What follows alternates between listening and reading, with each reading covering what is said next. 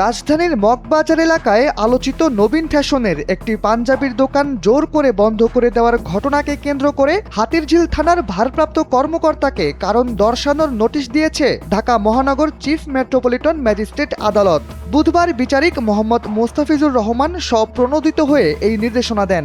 আদালতের পর্যবেক্ষণে বলা হয়, একটি জাতীয় দৈনিকের অনলাইন প্রতিবেদনের মাধ্যমে বিষয়টি আদালতের নজরে আসে। সেখানে উল্লেখ করা হয়, মগবাজারের বিশাল সেন্টার মার্কেটে অবস্থিত নবীন ব্র্যান্ডের একটি পাঞ্জাবির দোকানে কিছু ব্যক্তি পুলিশের উপস্থিতিতে গিয়ে দোকানটি বন্ধ করে দিতে বলে। ওই সময় কয়েকজনকে উত্তেজিত আচরণ করতে দেখা যায় এবং দায়িত্বে থাকা পুলিশ সদস্যদের নিষ্ক্রিয় অবস্থান লক্ষ্য করা গেছে।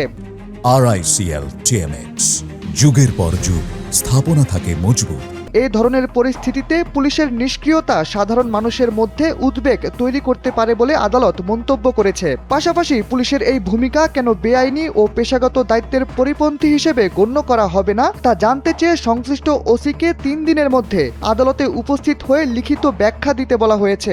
একই সঙ্গে বন্ধ হয়ে যাওয়া নবীন ব্র্যান্ডের দোকানটি 24 ঘন্টার মধ্যে ঘটনাস্থলে গিয়ে পুনরায় চালু করার নির্দেশ দিয়েছে বিচারক। এছাড়া এই ঘটনার সঙ্গে জড়িত ব্যক্তিদের পরিচয় সহ বিস্তারিত তথ্য আদালতে জমা দিতে বলা হয়েছে থানার ওসিকে। এই আদেশের কপি প্রয়োজনীয় ব্যবস্থা গ্রহণের জন্য পুলিশের মহাপরিদর্শক, ঢাকা মহানগর পুলিশ কমিশনার এবং সংশ্লিষ্ট দপ্তরে পাঠানো হয়েছে। উল্লেখ্য, ঈদুল ফিতরের আগের দিন 20 মার্চ একটি ভিডিও সামাজিক যোগাযোগ মাধ্যমে ছড়িয়ে পড়ে। যে ভিডিওতে দেখা যায় কম দামে পাঞ্জাবি বিক্রি করার কারণে আশেপাশের কিছু ব্যবসায়ী মগবাজারে নবীন ফ্যাশনের দোকান বন্ধ করে দেয়। তারা কম দামে পণ্য বিক্রিকে রিলিফ বিতরণের সঙ্গে তুলনা করে আপত্তি জানায়। এ সময় ঘটনাস্থলে পুলিশ উপস্থিত থাকতেও দেখা গেছে।